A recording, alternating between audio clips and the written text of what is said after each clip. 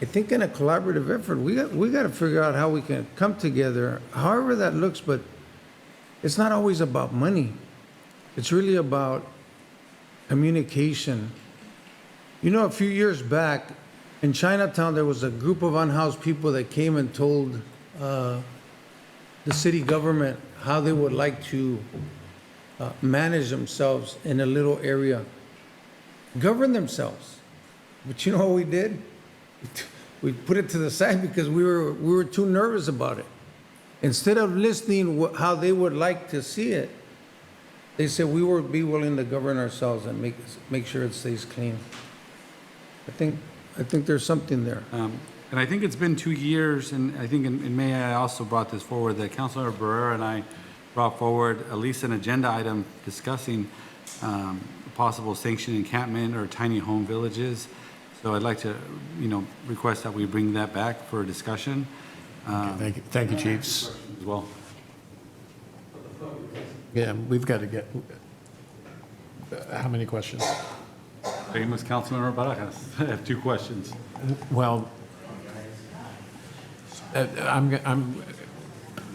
let's get to the public, and then the questions can be part of your comments. We'll do the questions then. Questions during comments? Okay. Yeah, if you would. I know the public's anxious to weigh in. Yeah, it's fine. It's fine. I can live with that. Okay, thank you. Thank you. All right, public comment, please. In the past, Councilmember Barrera and I had partnered to bring an agenda item for a sanctioned encampment, to have a discussion about that, because now we're talking about possibly ending some programs with, although we have good intentions about finding people a place to go, we don't necessarily have a plan. So is that something that will be coming forward as we discuss homelessness? Well, I think that's part of your final comments. No, these are questions, Mayor. To provide direction. These are questions, Mayor. So we did not bring this up. Mayor, with all due respect, you have to treat each council member the same. And so you constantly. Asked her a couple clarifying Yes, questions. And Mayor. And now we're trying to provide comments. Yes, well, in order to provide direction, I need my questions answered. Okay, so I'm going to respectfully request an answer to my questions. So my question is, do we have future plans to discuss tiny home villages or sanctioned encampments?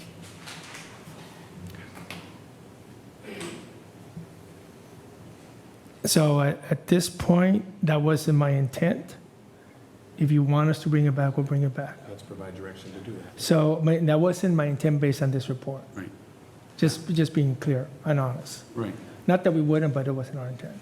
And if we hadn't received funding for the encampment resolution, projects like Carr Lake, I mean, we would have a large population there still, correct? And so affecting our funding for our homeless services is not just going to affect those residents, but it's also going to affect our parks and the sidewalks that folks want to repair because they're not going to have a place to go. So it is going to affect police responses because, I mean, what are these folks going to do? So I just want to make some of those comments. I think in the past there was also discussions about bringing a homeless committee, to find some of these solutions to some of these problems. I know we do have the continuum of care and the coalition of homeless providers, but perhaps this is an opportunity to bring back or to gather a big coalition of not just nonprofit groups, but the city residents who are affected by this. We often talk about this is what we're going to do for homeless folks or people face unhoused folks, but are they brought to the table to have discussions too, to see, what solutions they may bring or for them to have a voice? What's their voice in these discussions? That was a request that was brought to the council, I think, maybe over a year and a half ago, through the proper channels of having another council member support that. So I think revisiting that as we discuss. And do we have plans for a warming shelter in case a winter warming shelter in case the council decides to end services in October? There is no additional plan at this point in time to stand up a warming shelter. Yeah, if the council decides to move in this direction, especially considering the weather conditions and things that are residents, because they are our residents, will be facing, I think that we need to do every effort to provide a warming shelter during that time. My direction would be on the issues that we immediately start putting some resources to see how many grants we could seek. I know we have good intentions. I think there needs to be an intentional effort to, like, all hands on deck to see what kind of grants we could apply for. Speaking with the county, I mean, it sounds like they are eager to try to work together, and I think that needs to be brought forward immediately. The Share Center, I don't know if all my colleagues have toured that, but that's an incredible place. SORT provides crucial services that I don't think we can afford to lose. The Downtown Streets team, I think they do good work. I think that they need to live up to their end of the bargain, was to seek funding to help offset the city's costs. And if they do continue, that they should provide services to the entire city. However that gets allocated. Our mobile crisis response, that's something that, I mean, it's not just about alleviating police response. Sometimes the police gets called for things that they don't need to be there for. Now, I understand that they also are needed on a lot of those calls, but a lot of those people receive services that could long-term benefit them and then avoid future police responses. So I think that is a crucial program that needs to continue, which is why I think we also need to actively, intentionally be seeking grant funding. Our single-family housing, I think we heard that we just can't start selling off our properties. And the idea of purchasing Orchard Supply, which I don't even think is on the market, to provide showers and food, and isn't that what the Navigation Center is currently doing already? I don't understand some of the logic. I understand that our staff has limitations for facilitating projects like the El Rey Motel. So I think those discussions need to happen, maybe not through a swift action of the council without discussing all our possibilities. I think people don't realize that although these programs are expensive, we have no place for a lot of these folks to go. So if you think residents of Creek Bridge have issues with people living in the creek now, or you think that there's Montebella community is not going to have more issues with homelessness homeless residents, they're mistaken. So this is going to impact our city as a whole. And let's not forget, these are our people.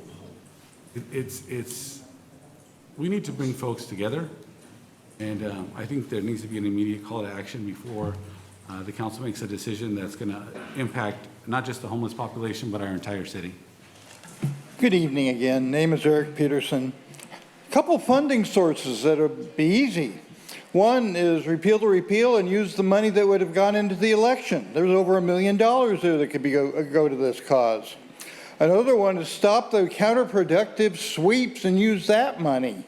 Those sweeps do nobody any good. They just cause trouble and basically harming the homeless. Wes Weiss, Salinas County Homeless Union, asking you to keep the budget flowing until March. You're not even doing a warming shelter. You're going to spend $1 million and $1.7 million on a special election. Where are you coming up with the money for this? You should spend it on people, not profits, private gain. And that's not what public service is for. It's to be a public service. When is that going to happen? Stopping the sweeps is certainly one of the biggest points. I'm going to push that people do organized space. It may not be legal, but it's going to be reasonably defensible. Okay, it's going to be curb appeal. You're not going to see a blanket of trash. You're just going to see tent and ground. You're going to see organized space. You're going to see the trash put on the curb. And those people deserve a level up. Give them a pass over. What's going to happen to these 50 people if you kick them out right now? They went from having citizenship to no citizenship. We don't care about you if you live outside. Did you pay your protection money or rent? Well, here comes the gang to come and rob you. It's a Ponzi scheme you guys play every day. You ain't got no money to help people. You'd rather keep them on life support than support life. And that's a problem. When is that actually going to come to fruition? I've been begging this for over 10 years. This is how I started. By coming to city council, prick me for a nickel, prick me for a dime. But when you start attacking people, I got to get in front of that directly. That's wrong, dude. And how are you gonna tell me, as someone that believed in you, until you just come out to be full of lies, killing people? You need to stop the sweeps. Thank you.